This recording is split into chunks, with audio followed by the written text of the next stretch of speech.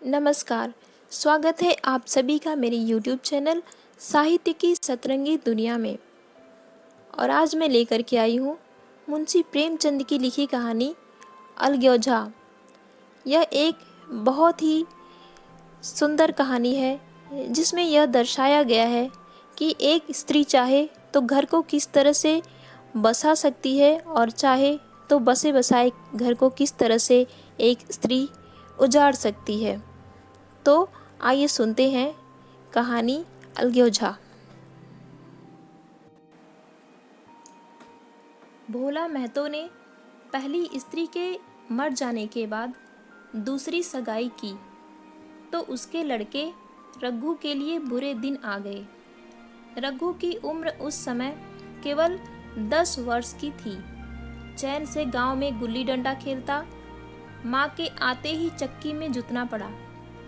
पन्ना रूपवती स्त्री थी और रूप और गर्व में चोली दामन का नाता है।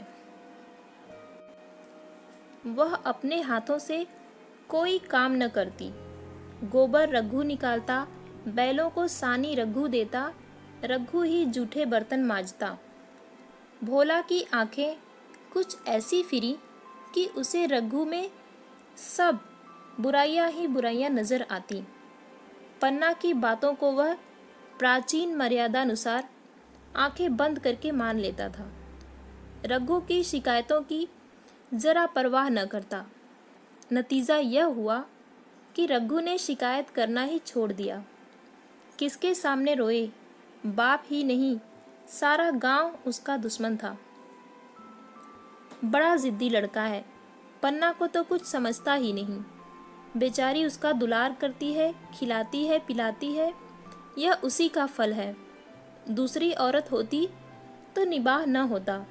वह तो कहो पन्ना इतनी सीधी सादी है कि निबाह हो जाता है। सबल की शिकायतें सब सुनते हैं, निर्बल की फरियाद भी कोई नहीं सुनता।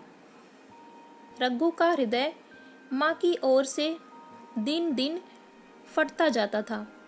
यहाँ तक कि 8 साल गुजर गए और एक दिन भोला के नाम भी मृत्यु का संदेश आ पहुंचा। पन्ना के 4 बच्चे थे, 3 बेटे और 1 बेटी। इतना बड़ा खर्च और कमाने वाला कोई नहीं। रघु अब क्यों बात पूछने लगा? यह मानी हुई बात थी। अपनी स्त्री लाएगा और अलग रहेगा। स्त्री आकर और भी आग लगाएगी। पन्ना को चारों ओर अंधेरा ही अंधेरा दिखाई देता था। पर कुछ भी हो, वह रघु की आश्रय बनकर घर में रहेगी। जिस घर में उसने राज किया उसमें अब लौंडी न बनेगी। जिस लौंडे को अपना गुलाम समझा उसका मुंह न ताकेगी। वह सुंदर थी। अवस्था भी अभी ऐसी कुछ ज्यादा न थी। जवानी अपनी पूरी बहार पर थी। क्या वह कोई दूसरा घर नहीं कर सकती? यही न होगा, लोग हंसेंगे बला से। उसकी बिरादरी में क्या ऐसा होता नहीं?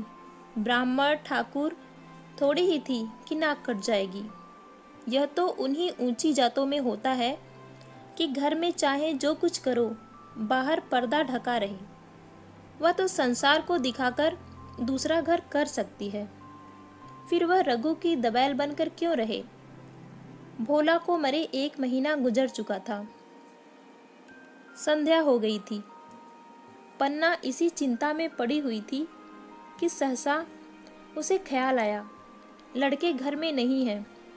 यह बैलों के लौटने की बेला है। कहीं कोई लड़का उनके नीचे ना आ जाए। अब द्वार पर कौन है जो उनकी देखभाल करेगा? रघु को मेरे लड़के फूटी आंखों नहीं भाते, कभी हंसकर नहीं बोलता। घर से बाहर निकली तो देखा रघु सामने झोपड़े में बैठा ऊख की गडेरिया बना रहा है। लड़के उसे घेरे खड़े हैं और छोटी लड़की उसकी गर्दन में हाथ डाले उसकी पीठ पर सवार होने की चेष्टा कर रही है। पन्ना को अपनी आंखों पर विश्वास न आया।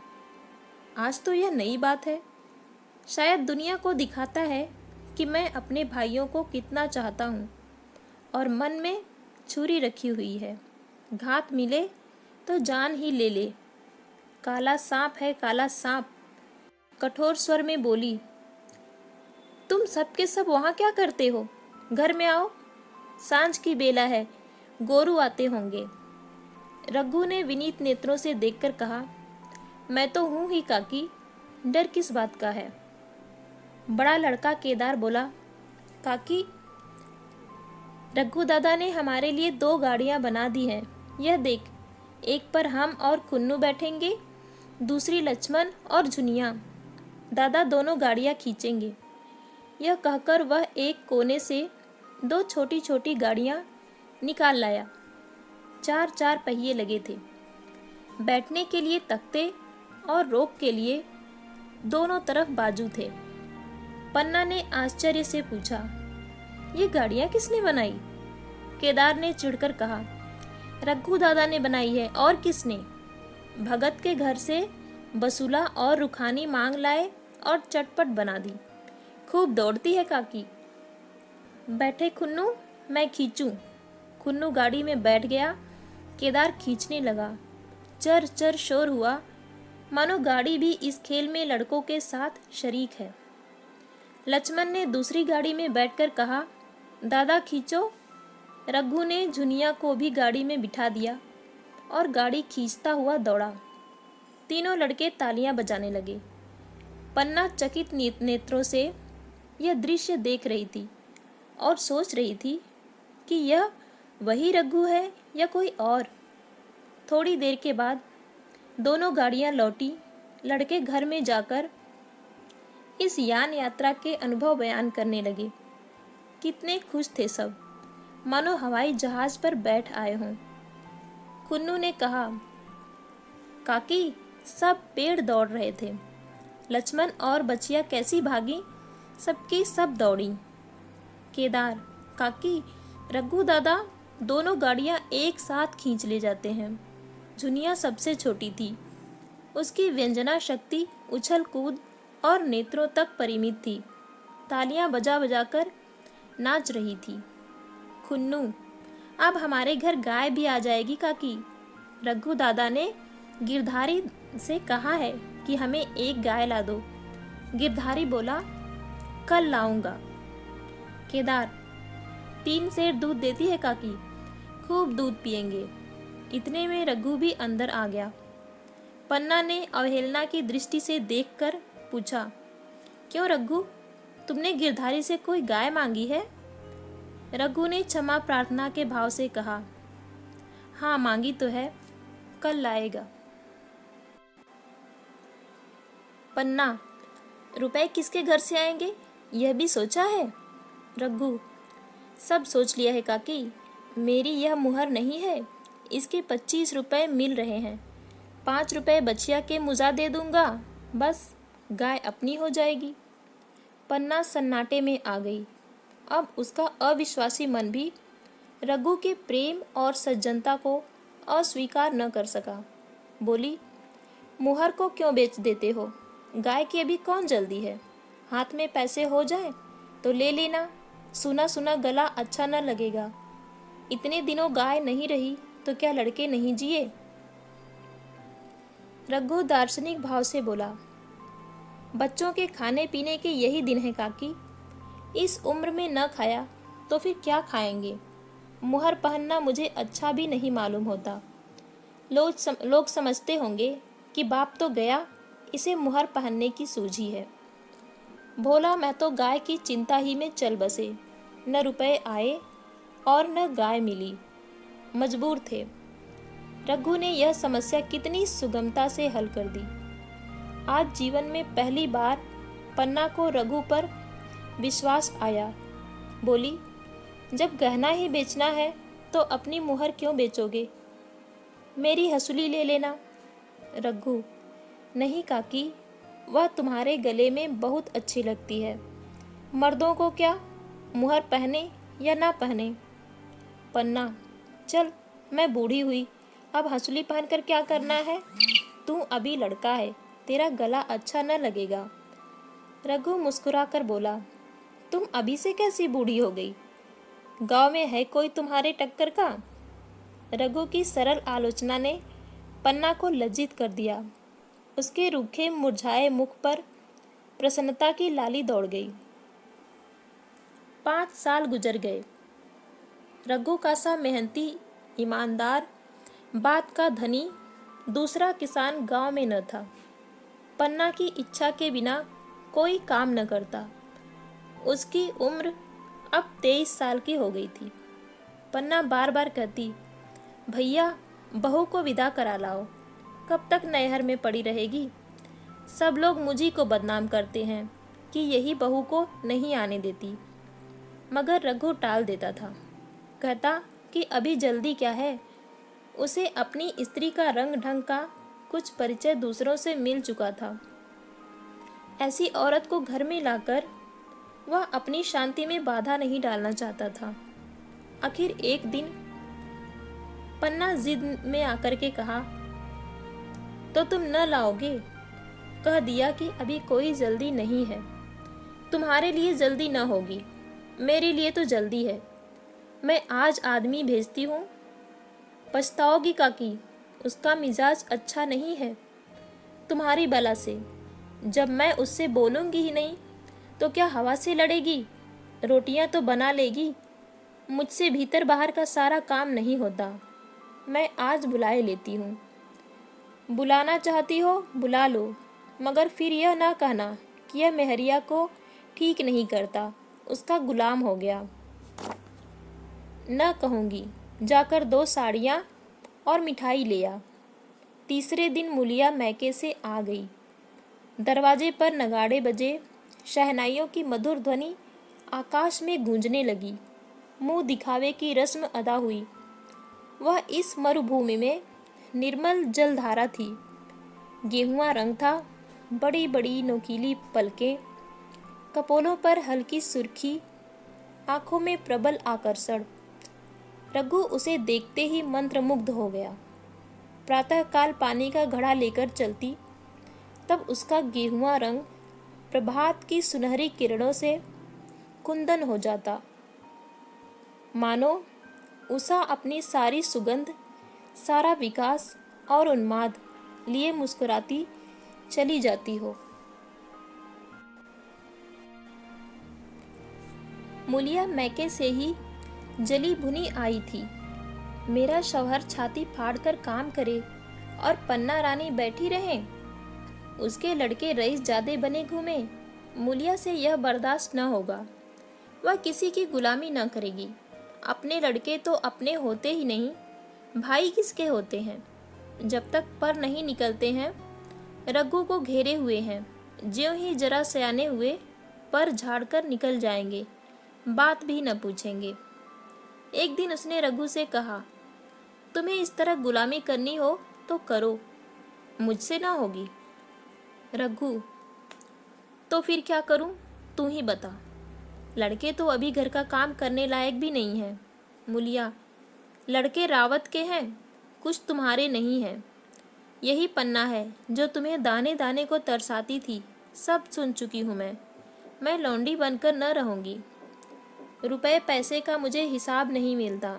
न जाने तुम क्या लाते हो और वह क्या करती है। तुम समझते हो रुपए घर ही में तो है, मगर देख लेना तुम्हें जो एक फूटी कौड़ी भी मिले। रघु, रुपए पैसे तेरे हाथ में देने लगूं तो दुनिया क्या कहेगी, यह तो सोच। मुलिया, दुनिया जो चाहे कहे, दुनिया के हाथों बिकी नहीं हूँ, देख लेना। भाड़ लीपकर हाथ काला ही रहेगा। फिर तुम अपने भाइयों के लिए मरो, मैं क्यों मरूं? रघु ने कुछ जवाब न दिया। उसे जिस बात का भय था वह इतनी जल्दी सिर पर आ पड़ेगा। अब अगर उसने बहुत तत्थो थम्बो किया तो साल 6 महीने और काम चलेगा। बस आगे यह डोंगा चलता नजर नहीं आता। बकरे की माँ कब तक खैर मनाएगी। एक दिन पन्ना ने महुए का सुखावन डाला। बरसात शुरू हो गई थी। बखार में अनाज गीला हो रहा था। मुलिया से बोली, बहू जरा देखती रहना, मैं तालाब से नहा आऊं। मूलिया ने लापरवाही से कहा, मुझे नींद आ रही है, तुम बैठकर देखो, एक दिन न नहाओगी तो क्या होगा। पन्ना ने साड़ी उतार कर रख दी, नहाने न गई। मूलिया का वार खाली गया। कई दिन के बाद एक शाम को पन्ना धान रोपकर लौटी। अंधेरा हो गया था, दिन भर की भूखी थी। आशा थी बहू ने रोटी बना रखी होगी, मगर देखा तो यहाँ चूल्हा ठंडा पड़ा हुआ था और बच्चे मारे भूख के तड़प रहे थे। मूलिया से आहिस्ता से पूछा, आज अभी चूल्हा नहीं जला? केदार ने कहा, आज दोपहर को भी नहीं जला काकी, भाभी ने कुछ भी नहीं बनाया। पन्ना, तो तुम लोगों ने खाया क्या? केदार, कुछ नहीं, रात की रोटियां थी, खुन्नू और लक्ष्मण ने खाई, मैंने सत्तू खा लिया। पन्ना, और बहू? केदार, वह पड़ी सो रही है, कुछ नहीं खाया। पन्ना ने उसी वक्त चूल्हा जलाया और खाना बनाने बैठ गई। आटा गूंथती थी और रोती थी, क्या नसीब है। दिन भर खेत में जली, घर आई तो चूल्हे के सामने जलना पड़ा। केदार का 14वां साल था। भाभी के रंग ढंग देखकर सारी स्थिति समझ रहा था। बोला, काकी, भाभी अब तुम्हारे साथ रहना नहीं चाहती। पन्ना ने चौंक कर पूछा, क्या कुछ कहती थी? केदार, कहती कुछ नहीं थी, मगर है उसके मन में यही बात। फिर तुम क्यों नहीं उसे छोड़ देती? जैसे चाहे रहे, हमारा भी भगवान है। पन्ना ने दांतों से जीभ दबाकर कहा, चुप, मेरे सामने ऐसी बात भूल कर भी न कहना। रघु तुम्हारा भाई नहीं, तुम्हारा बाप है। मूलिया से कभी बोलोगे तो समझ लेना जहर खा लूंगी। दशहरे का त्योहार आया। इस गांव से कोस भर एक पूर्वे में मेला लगता था। गांव के सब लड़के मेला देखने चले। पन्ना भी लड़कों के साथ चलने को तैयार हुई, मगर पैसे कहाँ से आए? कुंजी तो मूलिया के पास थी। रघु ने आकर मूलिया से कहा, लड़के मेले जा रहे हैं, सबों को 2-2 पैसे दे दो। मूलिया ने त्योरियां चढ़ाकर कहा, पैसे घर में नहीं हैं। रघु, अभी तो तिलहन बिका था, क्या इतनी जल्दी रुपए उठ गए? मूलिया, हाँ उठ गए। रघु, कहाँ उठ गए, जरा सुनूं। आज त्योहार के दिन लड़के मेला देखने न जाएंगे? मूलिया, अपनी काकी से कहो पैसे निकाले, गाड़ कर क्या करेंगी? खूंटी पर कुंजी हाथ पकड़ लिया और बोली, कुंजी मुझे दे दो, नहीं तो ठीक न होगा। खाने से पहनने को भी चाहिए, कागज किताब को भी चाहिए, उस पर मेला देखने को भी चाहिए। हमारी कमाई इसलिए नहीं है कि दूसरे खाएं और मूंछों पर ताव दें। पन्ना ने रघु से कहा, भैया पैसे क्या होंगे, लड़का मेला देखने न जाएंगे। रघु ने झिड़क कर कहा, मेला देखने क्यों न जाएंगे, सारा गांव जा रहा है, हमारे ही लड़के न जाएंगे? यह कहकर रघु ने अपना हाथ छुड़ा लिया और पैसे निकालकर लड़कों को दे दिए। मगर कुंजी जब मूलिया को देने लगा तब उसने उसे आंगन में फेंक दिया और मुंह लपेटकर लेट गई। लड़के मेला देखने न गए। इसके बाद 2 दिन गुजर गए। मूलिया ने कुछ नहीं खाया और पन्ना भी भूखी रही। रघु कभी इसे मनाता, कभी उसे, पर न यह उठती न वह। आखिर रघु ने हैरान होकर मूलिया से पूछा, कुछ मुंह से तो कह, चाहती क्या है? मूलिया ने धरती को संबोधित करके कहा, मैं कुछ नहीं चाहती, मुझे मेरे घर पहुंचा दो। रघु, अच्छा उठ, बना खा, पहुंचा दूंगा। मूलिया ने रघु की ओर आंखें उठाई। रघु उसकी सूरत देखकर डर गया। वह माधुर्य, वह मोहकता, वह लावण्य गायब हो गया था। दांत निकल आए थे, आंखें फट गई थी और नथुने फड़क रहे थे। अंगारे किसी लाल आंखों से देखकर बोली, अच्छा तो काकी ने यह सलाह दी है, यह मंत्र पढ़ाया है, तो यहाँ ऐसी कच्ची नहीं हूँ, तुम दोनों की छाती पर मूंग दलूंगी, हो किस फेर में? रघु, अच्छा तो मूंग ही दल लेना, कुछ खा पी लेगी तभी तो मूंग दल सकेगी। मूलिया, अब तभी मुंह में पानी डालूंगी जब घर अलग हो जाएगा। बहुत झेल चुकी, अब नहीं झेला जाता। रघु सन्नाटे में आ गया। एक दिन तक उसके मुंह से आवाज ही न निकली। अलग होने की स्वप्न में भी कल्पना न की थी। उसने गांव में 2-4 परिवारों को अलग होते देखा था। वह खूब जानता था, रोटी के साथ लोगों के हृदय भी अलग हो जाते हैं, अपने हमेशा के लिए गैर हो जाते हैं। फिर उनमें वही नाता रह जाता है जो गांव के आदमियों में। रघु ने मन में ठान लिया था कि इस विपत्ति को घर में न आने दूंगा, मगर होनहार के सामने उसकी एक न चली। आह, मेरे मुंह में कालिख लगेगी। दुनिया यही कहेगी कि बाप के मर जाने पर 10 साल भी एक में निबाह न हो सका। फिर किससे अलग हो जाऊं? जिनको गोद में खिलाया, जिनको बच्चों की तरह पाला, जिनके लिए तरह तरह के कष्ट झेले, उन्हीं से अलग हो जाऊं? अपने प्यारों को घर से निकाल बाहर करूं? उसका गला फंस गया। कांपते हुए स्वर में बोला, तू क्या चाहती है कि मैं अपने भाइयों से अलग हो जाऊं? भला सोच तो, कहीं मुंह दिखाने लायक रहूंगा? मुलिया, तो मेरा इन लोगों के साथ निबाह न होगा। रघु, तो तू अलग हो जा। मुझे अपने साथ क्यों घसीटती है? मुलिया, तो मुझे क्या तुम्हारे घर में मिठाई मिलती है? मेरे लिए क्या संसार में जगह नहीं है? रघु, तेरी जैसी मर्जी, जहाँ चाहे रह। मैं अपने घर वालों से अलग नहीं हो सकता। जिस दिन इस घर में 2 चूल्हे जलेंगे, उस दिन मेरे कलेजे के 2 टुकड़े हो जाएंगे। मैं यह चोट नहीं सह सकता। तुझे जो तकलीफ हो वह मैं दूर कर सकता हूँ। माल असबाब की मालकिन तू है ही, अनाज पानी तेरे ही हाथ है। अब रह क्या गया है? अगर कुछ काम धंधा करना नहीं चाहती तो मत कर। भगवान ने मुझे समाई दी है, मैं तुझे तिनके तक उठाने नहीं देता। तेरे यह सुकुमार हाथ पांव मेहनत मजदूरी करने के लिए बनाए ही नहीं गए हैं। मगर क्या करूं, अपना कुछ बस ही नहीं है।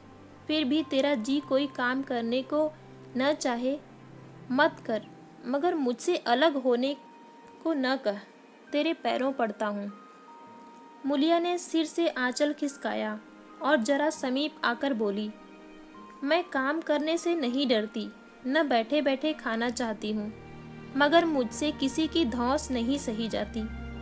तुम्हारे ही काकी का काम काज करती है तो अपने लिए करती है, अपने बाल बच्चों के लिए करती है। मुझ पर कुछ एहसान नहीं करती, फिर मुझ पर धौंस क्यों जमाती है? उन्हें अपने बच्चे प्यारे होंगे, मुझे तो तुम्हारा आसरा है। मैं अपनी आंखों से यह नहीं देख सकती कि सारा घर तो चैन करे, जरा जरा से बच्चे दूध पिए। जिसके बलबूते पर गृहस्थी बनी हुई है वह मट्ठे को तरसे, कोई उसको पूछने वाला ना हो। जरा अपना मुंह तो देखो, कैसी सूरत निकल आई है। औरों के तो 4 बरस में अपने पट्ठे तैयार हो जाएंगे, तुम तो 10 साल में खाट पर पड़ जाओगे। बैठ जाओ, खड़े क्यों हो? क्या मारकर भागोगे? मैं तुम्हें जबरदस्ती न बांध लूंगी, यह मालकिन का हुक्म नहीं है। सच कहूँ, तुम बड़े कट कलेजी हो।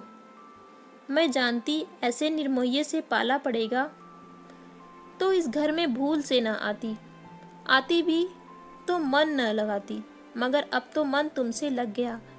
घर भी जाऊं तो मन यहाँ ही रहेगा, और तुम जो हो मेरी बात नहीं पूछते। मुलिया की ये रसीली बातें रघु पर कोई असर न डाल सकी।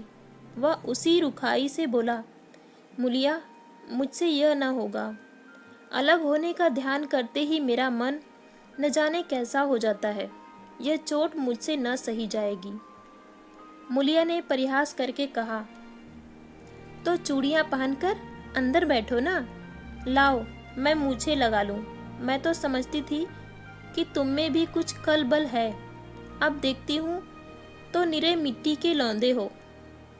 पन्ना दालान में खड़ी दोनों की बातचीत सुन रही थी। अब उससे न रहा गया। सामने आकर रघु से बोली, जब वह अलग होने पर तुली है, फिर तुम क्यों उसे जबरदस्ती मिलाए रखना चाहते हो? तुम उसे लेकर रहो, हमारे भगवान ने निभा दिया तो अब क्या डर। अब तो भगवान की दया से तीनों लड़के सयाने हो गए हैं, अब कोई चिंता नहीं है। रघु ने आंसू भरी आंखों से पन्ना को देखकर कहा, काकी तू भी पागल हो गई? जानती नहीं, 2 रोटियां होते ही 2 मन हो जाते हैं। पन्ना, जब वह मानती ही नहीं तब तुम क्या करोगे? भगवान की मर्जी होगी तो कोई क्या करेगा। परालब्ध में जितने दिन एक साथ रहना लिखा था उतने दिन रहे, अब उसकी यही मर्जी है तो यही सही।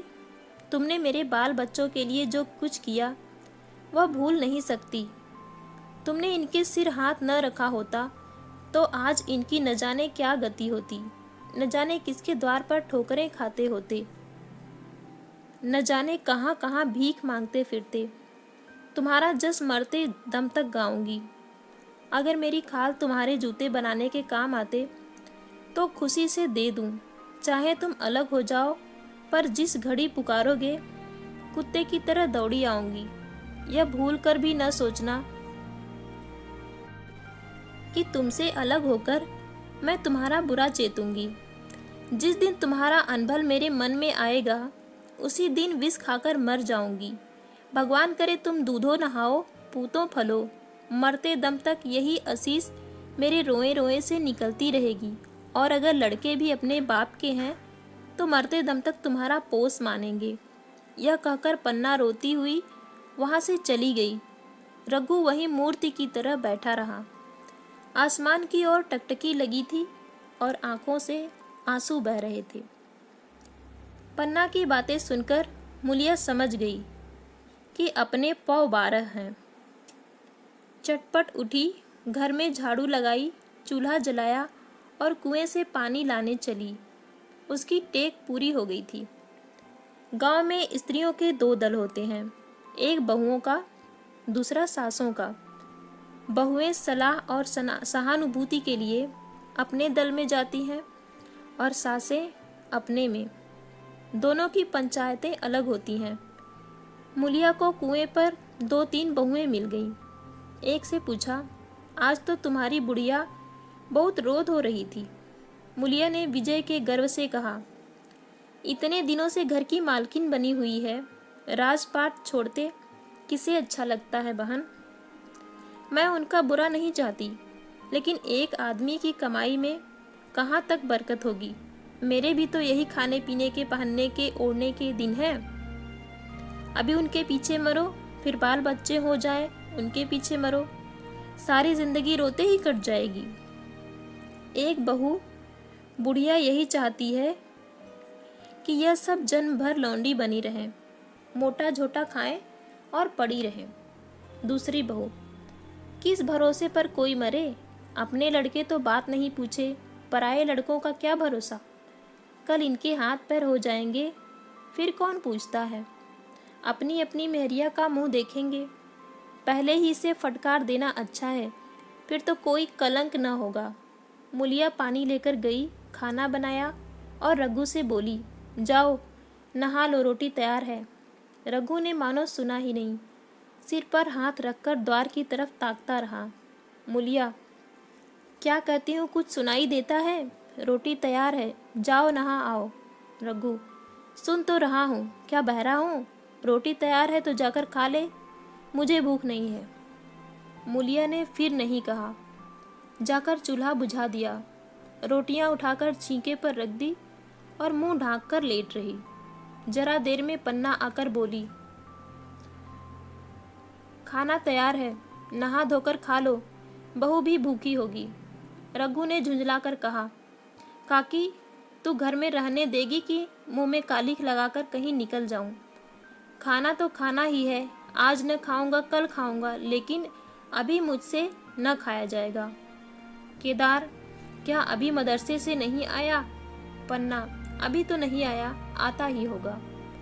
पन्ना समझ गई कि जब तक वह खाना बनाकर लड़कों को न खिलाएगी और खुद न खाएगी, रघु न खाएगा। इतना ही नहीं, उसे रघु से लड़ाई करनी पड़ेगी, उसे जली कटी सुनानी पड़ेगी। उसे यह दिखाना पड़ेगा कि मैं ही उससे अलग होना चाहती हूँ, नहीं तो वह इसी चिंता में घुल घुल कर प्राण दे देगा। यह सोचकर उसने अलग चूल्हा जलाया और खाना बनाने लगी। इतने में केदार और खुन्नू मदरसे से आ गए। पन्ना ने कहा, आओ बेटा, खा लो, रोटी तैयार है। केदार ने पूछा, भैया को भी बुला लो ना। पन्ना, तुम आकर खा लो, उसकी रोटी बहू ने अलग बनाई है। खुन्नू, जाकर भैया से पूछ आओ ना। पन्ना, जब उनका जी चाहेगा खाएंगे, तू बैठकर खा, तुझे इन बातों से क्या। जिसका जी चाहेगा खाएगा, जिसका जी न चाहेगा न खाएगा। जब वह और उसकी बीवी अलग रहने पर तुले हैं तो कौन मनाए। केदार, तो क्यों अम्मा जी, क्या हम अलग घर में रहेंगे। पन्ना, उनका जी चाहे एक घर में रहे, जी चाहे आंगन में दीवार डाल लें। खुन्नू ने दरवाजे पर आकर झांका। सामने फूस की झोपड़ी थी, वहीं खाट पर पड़ा रघु नारियल पी रहा था। खुन्नू, भैया तो अभी नारियल लिए बैठे हैं। पन्ना, जब जी चाहेगा खाएंगे। केदार, भैया ने भाभी को डांटा नहीं। मुलिया अपनी कोठरी में पड़ी सुन रही थी। बाहर आकर बोली, भैया ने तो नहीं डांटा, अब तुम आकर डांटो। केदार के चेहरे पर रंग उड़ गया, फिर जबान न खोली। तीनों लड़कों ने खाना खाया और बाहर निकले। लू चलने लगी थी। आम के बाग में गांव के लड़के लड़कियां हवा से गिरे हुए आम चुन रहे थे। केदार ने कहा, आज हम भी आम चुन लें, खूब आम गिर रहे हैं। खुन्नू, दादा जो बैठे हैं। लक्ष्मण, मैं न जाऊंगा, दादा घुड़केंगे। केदार, वह तो अब अलग हो गए हैं। लक्ष्मण, तो अब हमको कोई मारेगा तब भी दादा न बोलेंगे। केदार, वाह, तब क्यों न बोलेंगे। रघु ने तीनों लड़कों को दरवाजे पर खड़े देखा, पर कुछ बोला नहीं। पहले तो वह घर के बाहर निकलते ही उन्हें डांट बैठता था, पर आज वह मूर्ति के समान निश्चल बैठा रहा। अब लड़कों को कुछ साहस हुआ। कुछ दूर और आगे बढ़े। रघु अब भी न बोला। कैसे बोले, वह सोच रहा था। काकी ने लड़कों को खिला पिला दिया, मुझसे पूछा तक नहीं। क्या उसकी आंखों पर भी पर्दा पड़ गया है। अगर मैंने लड़कों को पुकारा और वह न आए तो मैं उनको मार पीट तो न सकूंगा। लू में सब मारे मारे फिरेंगे, कहीं बीमार न पड़ जाएं। उसका दिल मसोस कर रह जाता था, लेकिन मुंह से कुछ कह न सकता था। लड़कों ने देखा कि यह बिल्कुल नहीं बोलते तो निर्भय होकर चल पड़े। सहसा मुलिया ने आकर कहा, अब तो उठोगे कि अब भी नहीं। जिनके नाम पर फाका कर रहे हो, उन्होंने मज़े से लड़कों को खिलाया और आप खाया, अब आराम से सो रही है। मोर पिया बात न पूछे, मोर सुहागिन नाव। एक बार भी तो मुंह से न फूटा कि चलो भैया खा लो। रघु को इस समय मर्मांतक पीड़ा हो रही थी। मुलिया के इन कठोर शब्दों ने घाव पर नमक छिड़क दिया। दुखित नेत्रों से देखकर बोला, तेरी जो मर्जी थी वही तो हुआ, अब जा ढोल बजा। मुलिया, नहीं, तुम्हारे लिए थाली परोसे बैठी है। रघु, मुझे चिढ़ा मत, तेरे पीछे मैं भी बदनाम हो रहा हूँ। जब तू किसी की होकर नहीं रहना चाहती तो दूसरे को क्या गरज है जो मेरी खुशामद करे। जाकर काकी से पूछ, लड़के आम चुनने गए हैं, उन्हें पकड़ लाऊं। मुलिया अंगूठा दिखाकर बोली, यह जाता है, तुम्हें 100 बार गरज हो जाकर पूछो। इसमें तो पन्ना भी भीतर से निकल आई। रघु ने पूछा, लड़के बगीचे में चले गए काकी, लू चल रही है। पन्ना, अब उनका कौन 75 है। बगीचे में जाएं, पेड़ पर चढ़ें, पानी में डूबें, मैं अकेली क्या क्या करूं। रघु, जाकर पकड़ लाऊं। पन्ना, जब तुम्हें अपने मन से नहीं जाना है तो फिर मैं जाने को क्यों कहूँ। तुम्हें रोकना होता तो रोक न देते, तुम्हारे ही सामने तो गए होंगे। पन्ना की बात पूरी भी न हुई थी कि कि रघु ने नारियल कोने में रख दिया और बाग की तरफ चला। रघु लड़कों को लेकर बाग से लौटा तो देखा मूलिया अभी तक झोपड़े में खड़ी है। बोला, तू जाकर खा क्यों नहीं लेती? मुझे तो इस बेला भूख नहीं है। मूलिया ऐंठ कर बोली, हाँ भूख क्यों लगेगी, भाइयों ने खाया वह तुम्हारे पेट में पहुंच ही गया होगा। रघु ने दांत पीसकर कहा, मुझे जला मत मूलिया, नहीं अच्छा न होगा। खाना कहीं भागा नहीं जाता, एक बेला न खाऊंगा तो मर न जाऊंगा। क्या तू समझती है घर में आज कोई बात हो गई है? तूने घर में चूल्हा नहीं जलाया, मेरे कलेजे में आग लगाई है। मुझे घमंड था कि और चाहे कुछ हो जाए पर मेरे घर में फूट का रोग न आने पाएगा, पर तूने घमंड चूर कर दिया। परालब्ध की बात है। मूलिया तिनक कर बोली, सारा मोह छो तुम्ही को है और किसी को है? मैं तो किसी को तुम्हारी तरह बिसूरते नहीं देखती। रघु ने ठंडी सांस खींचकर कहा, मूलिया घाव पर नोन न छिड़क, तेरे ही कारण मेरे पीठ में धूल लग रही है। मुझे इस गृहस्थी का मोह न होगा तो किसे होगा? मैंने ही तो इसे मर मर जोड़ा। जिनको गोद में खिलाया वह अब मेरे पटीदार होंगे। जिन बच्चों को मैं डांटता था उन्हें आज कड़ी आंखों से भी नहीं देख सकता। मैं उनके भले के लिए भी कोई बात करूं तो दुनिया यही कहेगी कि यह अपने भाइयों को लूटे लेता है। जा मुझे छोड़ दे, अभी मुझसे कुछ न खाया जाएगा। मूलिया, मैं कसम रखा दूंगी, नहीं चुपके से चले चलो। रघु, देख अब भी कुछ नहीं बिगड़ा है, अपना हट छोड़ दे। मूलिया, हमारा ही लहू पिए जो खाने न उठे। रघु ने कानों पर हाथ रखकर कहा, यह तूने क्या किया मूलिया? मैं तो उठ ही रहा था। चल खा लूँ, नहाने धोने कौन जाए, लेकिन इतनी कहे देता हूँ कि चाहे 4 की जगह 6 रोटियाँ खा जाऊँ, चाहे तू मुझे घी के मटके में ही डुबा दे, पर यह दाग मेरे दिल से ना मिटेगा। मूलिया, दाग साग सब मिट जाएगा, पहले सबको ऐसा ही लगता है। देखते नहीं हो उधर कैसी चैन की बंसी बज रही है?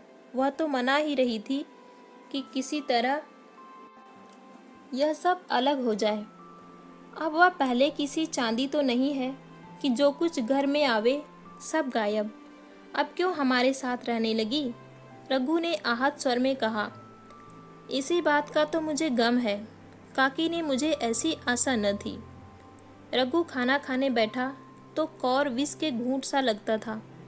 जान पड़ता था रोटियां भूसी की हैं, दाल पानी सी लगती, पानी कंठ के नीचे न उतरता था। दूध की तरफ देखा तक नहीं। 2-4 ग्रास खाकर उठ आया, जैसे किसी प्रियजन के श्राद्ध का भोजन हो। रात का भोजन भी उसने इसी तरह किया। भोजन क्या किया? कसम पूरी की। रात भर उसका चित्त उद्विग्न रहा। एक अज्ञात शंका उसके मन पर छाई हुई थी, जैसे भोला महतो द्वार पर बैठा रो रहा हो। वह कई बार चौंक कर उठा। ऐसा जान पड़ा भोला उसकी ओर तिरस्कार की आंखों से देख रहा है। वह दोनों जून भोजन करता था, पर जैसे शत्रु के घर भोला की शोकमग्न मूर्ति आंखों से न उतरती थी। रात को उसे नींद न आती। वह गांव में निकलता तो इस तरह मुंह चुराए, सिर झुकाए, मानो गौ हत्या की हो। 5 साल गुजर गए। रघु अब 2 लड़कों का बाप था। आंगन में दीवार खींच गई थी, खेतों में मेड़े डाल दी गई थी और बैल बछिए बांध लिए गए थे। केदार की उम्र अब 19 की हो गई थी। उसने पढ़ना छोड़ दिया था और खेती का काम करता था। खुन्नू गाय चराता था। केवल लक्ष्मण अब तक मदरसे जाता। पन्ना और मूलिया दोनों एक दूसरे की सूरत से जलती थीं। मूलिया के दोनों लड़के बहुधा पन्ना के ही पास रहते। वही उन्हें उपटन मलती, वही काजल लगाती, वही गोद में लिए फिरती, मगर मूलिया के मुंह से अनुग्रह का एक शब्द भी न निकलता। न पन्ना ही इसकी इच्छुक थी। वह जो कुछ करती निर्व्याज भाव से करती थी। उसके 2-2 लड़के अब कमाऊ हो गए थे। लड़की खाना पका लेती थी, वह खुद ऊपर का काम काज कर लेती। इसके विरुद्ध रघु अपने घर का अकेला था, वह भी दुर्बल, अशक्त और जवानी में बूढ़ा। अभी आयु 30 वर्ष से अधिक न थी, लेकिन बाल खिचड़ी हो गए थे, कमर भी झुक चली थी, खांसी ने जीर्ण कर रखा था। देखकर दया आती थी, और खेती पसीने की वस्तु है। खेती की जैसी सेवा होनी चाहिए वह उससे न हो पाती। फिर अच्छी फसल कहाँ से आती? कुछ ऋण भी हो गया था। वह चिंता और भी मारे डालती थी। चाहिए तो यह था कि अब उसे कुछ आराम मिलता। इतने दिनों के निरंतर परिश्रम के बाद सिर का बोझ कुछ हल्का होता, लेकिन मूलिया की स्वार्थपरता और अदूरदर्शिता ने लहराती हुई खेती उजाड़ दी। अगर सब एक साथ रहते तो वह अब तक पेंशन पा जाता। मजे में द्वार पर बैठा हुआ नारियल पीता, भाई काम करते, वह सलाह देता, महतो बना फिरता, कहीं किसी के झगड़े चुकाता, कहीं साधु संतों की सेवा करता। वह अवसर हाथ से निकल गया। अब तो चिंता, भार दिन दिन बढ़ता जाता था। आखिर उसे धीमा धीमा ज्वर रहने लगा। हृदय शूल, चिंता, कड़ा परिश्रम और अभाव का यही पुरस्कार है। पहले कुछ परवाह न की, समझा आप ही आप अच्छा हो जाएगा, मगर कमजोरी बढ़ने लगी तो दवा की फिक्र हुई। जिसने जो बता दिया खा लिया।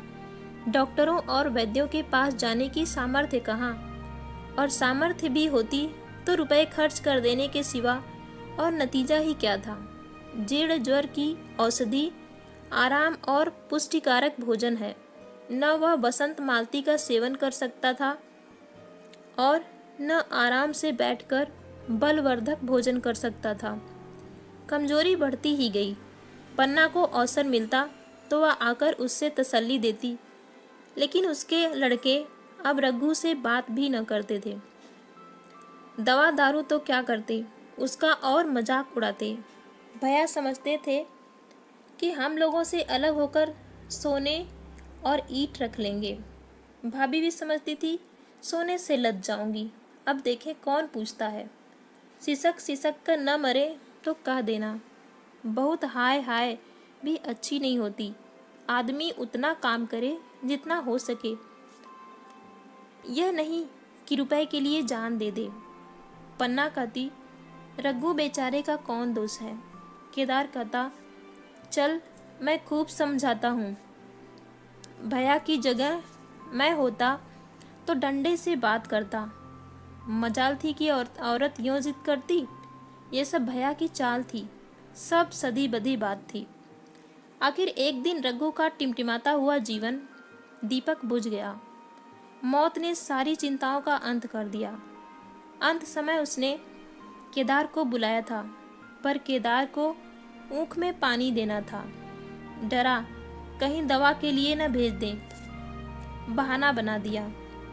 मूलिया का जीवन अंधकारमय हो गया। जिस भूमि पर उसने मंसूबों की दीवार खड़ी की थी वह नीचे से खिसक गई थी।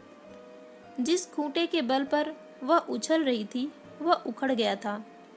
गांव वालों ने कहना शुरू कर दिया, ईश्वर ने कैसा तत्काल दंड दिया।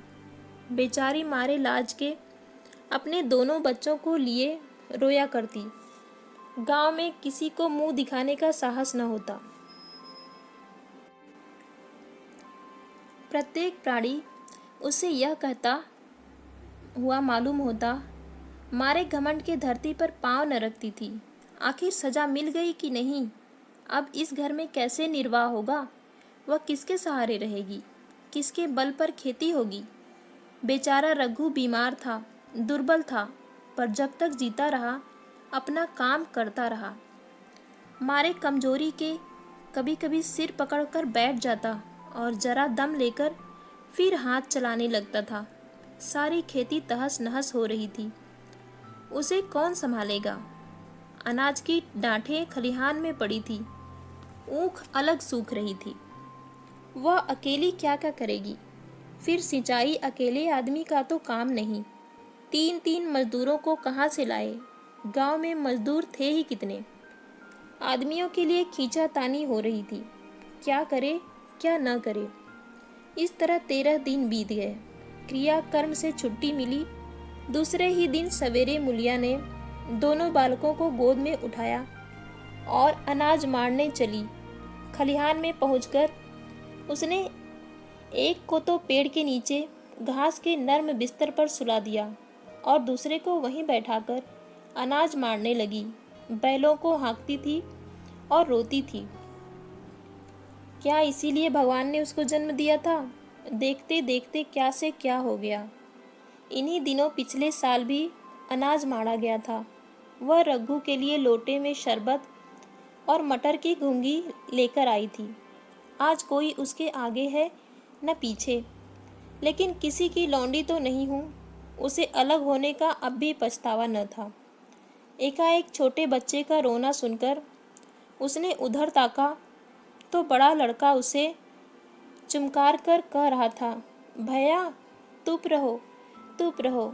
धीरे धीरे उसके मुंह पर हाथ फेरता और चुप कराने के लिए विकल था।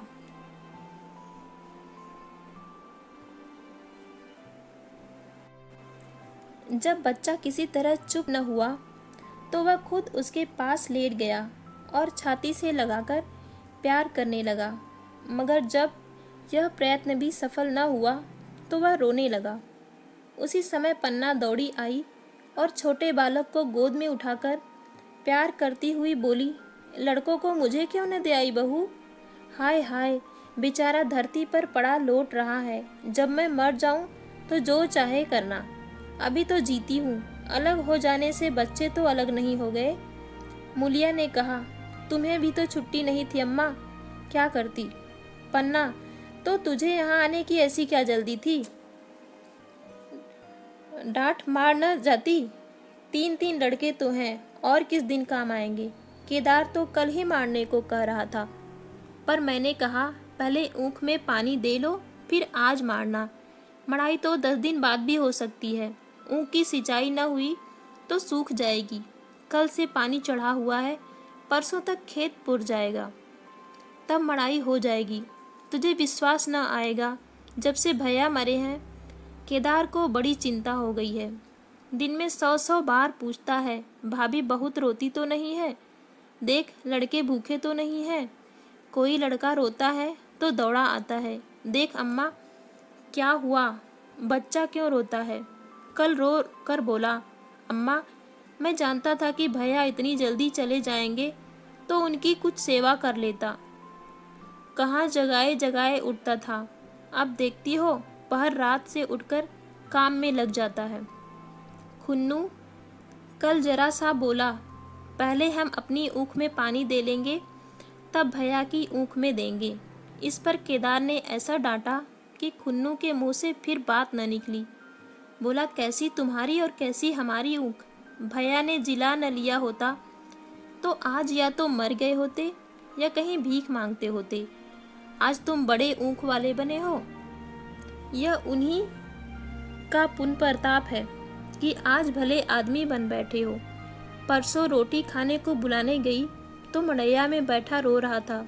पूछा क्यों रोता है तो बोला, अम्मा भैया इसी अलगौज के दुख से मर गए। नहीं, अभी अभी उनकी उम्र ही क्या थी। यह उस वक्त न सूझा, नहीं उनसे क्यों बिगाड़ करते। यह कहकर पन्ना ने मुलिया की ओर संकेतपूर्ण दृष्टि से देखकर कहा, तुम्हें वह अलग न रहने देगा बहू। कहता है भैया हमारे लिए मर गए हैं तो हम भी उनके बाल बच्चों के लिए मर जाएंगे। मुलिया की आंखों से आंसू जारी थे। पन्ना की बातों में आज सच्ची वेदना, सच्ची सांत्वना, सच्ची चिंता भरी हुई थी। मुलिया का मन कभी उसकी ओर इतना आकर्षित न हुआ था। जिनसे उसे व्यंग और प्रतिकार का भय था, वे इतने दयालु, इतने शुभेच्छु हो गए थे। आज पहली बार उसने अपनी स्वार्थपरता पर लज्जा आई। पहली बार आत्मा ने अलगोजे पर धिक्कारा। इस घटना को हुए 5 साल गुजर गए। पन्ना आज बूढ़ी हो गई। केदार घर का मालिक है, मुलिया घर की मालकिन है। खुन्नू और लक्ष्मण के विवाह हो चुके हैं, मगर केदार अभी तक कुंवारा है। कहता है मैं विवाह न करूँगा। कई जगहों से बातचीत हुई, कई सगाइयाँ आई, पर उसने हामी न भरी। पन्ना ने कंपे लगाए, जाल फैलाए, पर वह न फंसा। कहता औरतों से कौन सुख। मेहरिया घर में आई और आदमी का मिजाज बदला। फिर जो कुछ है वह मेहरिया है। माँ बाप, भाई बंधु सब पराए हैं। जब भैया जैसे आदमी का मिजाज बदल गया तो फिर दूसरों की क्या गिनती। 2 लड़के भगवान के दिए हैं, और क्या चाहिए। बिना ब्याह किए 2 बेटे मिल गए, इससे बढ़कर और क्या होगा। जिसे अपना समझो वह अपना है, जिसे गैर समझो वह गैर है। एक दिन पन्ना ने कहा, तेरा वंश कैसे चलेगा। केदार, मेरा वंश तो चल रहा है। दोनों लड़कों को अपना ही समझता हूँ। पन्ना, समझने ही पर है तो तुम मुलिया को भी अपना मेहरिया समझता होगा। केदार ने झेपते हुए कहा, तुम तो गाली देती हो अम्मा। पन्ना, गाली कैसी, तेरी भाभी ही तो है। केदार, मेरे जैसे लठ गवार को वह क्यों पूछने लगी। पन्ना, तू करने को कह तो मैं उससे पूछूं। केदार, नहीं मेरी अम्मा, कहीं रोने गाने न लगे। पन्ना, तेरा मन हो तो मैं बातों बातों में उसके मन की थाह लूं। केदार, मैं नहीं जानता, जो चाहे कर। पन्ना केदार के मन की बात समझ गई। लड़के का दिल मुलिया पर आया हुआ था, पर संकोच और भय के मारे कुछ नहीं कहता। उसी दिन उसने मुलिया से क्या कहा, करूं बहू। मन की लालसा मन में ही रह जाती है। केदार का घर भी बस जाता तो मैं निश्चिंत हो जाती। मुलिया, वह तो करने को ही नहीं कहते। पन्ना कहता है ऐसी औरत मिले जो घर में मेल से रहे तो कर लूं। मुलिया, ऐसी औरत कहाँ मिलेगी, कहीं ढूंढो। पन्ना, मैंने तो ढूंढ लिया है। मुलिया, सच, किस गांव की है। पन्ना, अभी न बताऊंगी, मुदा यह जानती हूँ कि उससे केदार की सगाई हो जाए तो घर बन जाए और केदार की जिंदगी भी सफल हो जाए। न जाने लड़की मानेगी कि नहीं। मुलिया, मानेगी क्यों नहीं अम्मा, ऐसा सुंदर कमाऊ सुशील वर और कहाँ मिल जाता है। उस जन्म का कोई साधु महात्मा है, नहीं तो लड़ाई झगड़े के डर से कौन बिन ब्याह रहता है। कहाँ रहती है, मैं जाकर उसे मना लाऊंगी। पन्ना, तू चाहे तो उसे मना ले, तेरे ही ऊपर है। मुलिया, मैं आज ही चली जाऊंगी अम्मा, उसके पैरों पड़कर मना लाऊंगी। पन्ना, बता दूं, वह तू ही है। मुलिया लजाकर बोली, तुम तो अम्मा जी गाली देती हो। पन्ना, गाली कैसी, देवर ही तो है। मुलिया, मुझ जैसी बुढ़िया को वह क्यों पूछेंगे। पन्ना, वह तुझी पर दांत लगाए बैठा है, तेरे सिवा कोई और उसे भाती ही नहीं। डर के मारे कहता नहीं, पर उसके मन की बात मैं जानती हूँ। वैधव्य के शोक में मुरझाया हुआ मुलिया का पीत बदन कमल की भांति अरुण हो उठा। 10 वर्षों में जो कुछ खोया था वह इसी एक क्षण में मानो ब्याज के साथ मिल गया। वही लावण्य, वही विकास, वही आकर्षण, वही लोच। तो इतनी सी थी ये कहानी, और अगर आपको यह कहानी पसंद आई हो तो मेरे चैनल को ज़रूर सब्सक्राइब कीजिए ऐसी ढेरों कहानियों के लिए, और कमेंट करके ज़रूर बताइए कि आपको ये कहानी कैसी लगी।